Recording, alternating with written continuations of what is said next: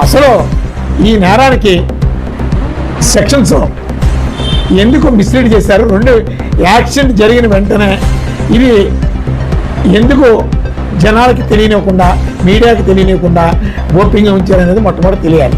దీని వెనక ఏ స్థాయి పొలిటికల్ ప్రెజర్స్ వచ్చినాయి, అలాగే ఏ స్థాయి కరప్షన్స్ జరిగినాయి, ఇవన్నీ కూడా బయటికి తెలియాలి.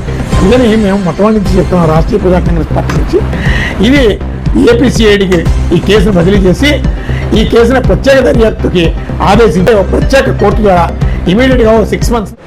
రాజమండ్రిలో వైద్యురాలు ప్రియాంక మరణం యావత్తు ఆంధ్రప్రదేశ్ ప్రజలందరి హృదయాల్ని కలిచివేసింది. నేను కలిచివేసింది కానీ మానవత్వాన్ని నోటితో చాటుకోవడం కన్నా మనకి చట్టపరమైనటువంటి హక్కు అందివ్వడంలో పూర్తిగా వైఫల్యం చెందింది. ఎందుకంటే ప్రభుత్వం నిజంగా యుద్ధ ప్రాతిపదిక మీద ఆ అమ్మాయి ప్రాణాలను కాపాడాలి అని అనుకుంటే ఆ అమ్మాయి బ్రతుకునేమో అని అనిపిస్తుంది. ఎందుకంటే ప్రభుత్వం హెల్ప్లెస్గా చేతులెత్తేసుకొని కూర్చుంది. అమ్మాయికి ఇక్కడే చాలా సీరియస్గా ఇంజరీ అయిందని హైదరాబాద్ తీసుకువెళ్ళారని ప్రభుత్వానికి ఒక సమాచారం ఉంటుంది. మరి అలాంటప్పుడు ప్రభుత్వం ఎందుకో సరిగా పట్టించుకోలేదు. దాని మూలంగా అమ్మాయికి జరిగినటువంటి అన్యాయం జరిగింది. కాకపోతే ఇక్కడ ఆ మరణానికి ప్రధానంగా థియేటర్ మేనేజ్మెంటు ప్రధాన కారణం అయితే, అలాగే ఇక్కడ ట్రాఫిక్ నిర్లక్ష్యం పూర్తి కారణం.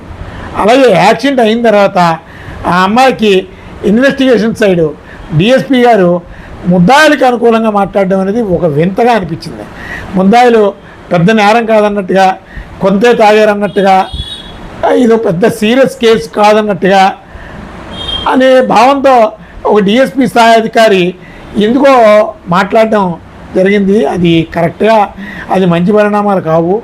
రెండవది ఏంటంటే, అసలు ఈ నేరానికి సెక్షన్స్ ఎందుకు మిస్లీడ్ చేశారు? రెండు యాక్సిడెంట్ జరిగిన వెంటనే ఇది ఎందుకు జనాలకి తెలియనివ్వకుండా, మీడియాకి తెలియనివ్వకుండా ఓపెన్గా ఉంచారనేది మొట్టమొదటి తెలియాలి.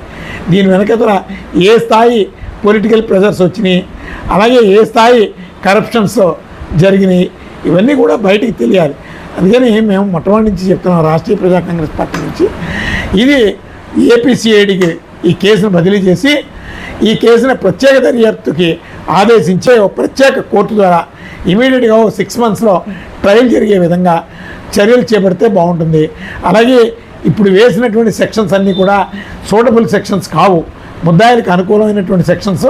అలాగే కాలయాపనతో వేసినటువంటి సెక్షన్స్ కూడా రేపు పొద్దున ముద్దాయికి ట్రయల్లో చాలా అనుకూల పరిస్థితులు వచ్చేటటువంటి ప్రమాదం ఉంటుంది.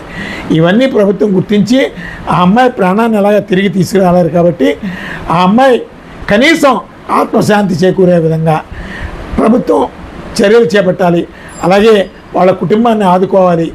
అలాగే విద్యార్థులకి ఒక మంచి మెసేజ్ ప్రభుత్వ పరంగా ఇవ్వాలని చెప్పి ఈ సందర్భంగా తెలుస్తున్నాం. పోలీసు వ్యవస్థ మీద రోజు రోజుకి ప్రజల విశ్వాసం కోల్పోతుంది. చనిపోయినటువంటి అమ్మాయి మీద కూడా ఇది ఒక కరప్షన్ ఎలిగేషన్స్తో మిస్యూజ్ ఆఫ్ పవర్స్, ఏ సెక్షన్ వేయాలో ఆ సెక్షన్ వేయకుండా, సూటబుల్ సెక్షన్స్ వేయకుండా ముద్దాయిలకు అనుకూలంగా మేలు జరిగేటటువంటి సెక్షన్స్ వేసి ప్రాథమికంగా ఇది తప్పు చేయడం అనే కథల ఏ స్థాయి ఇన్ఫ్లుయెన్స్లు జరుగుతున్నాయనేది అనేక అనుమానాలు వస్తున్నాయి. కానీ ఇవన్నీ మంచి పరిణామాలు కావు. ప్రజల్లో ఒక విశ్వాసం కోల్పోతుంది పోలీసు వ్యవస్థ మీద. నేను దీని మీద ఖచ్చితంగా పోలీస్ శాఖ వివరణ ఇవ్వాల్సినటువంటి అవసరం ఉంది. అలాగే ప్రభుత్వం ఇమీడియట్గా స్పందించి ఈ కేసుని ఏపీసీఐడికి బదిలీ చేయాలని చెప్పి రాష్ట్రీయ ప్రజా కాంగ్రెస్ పార్టీ కోరుతుంది.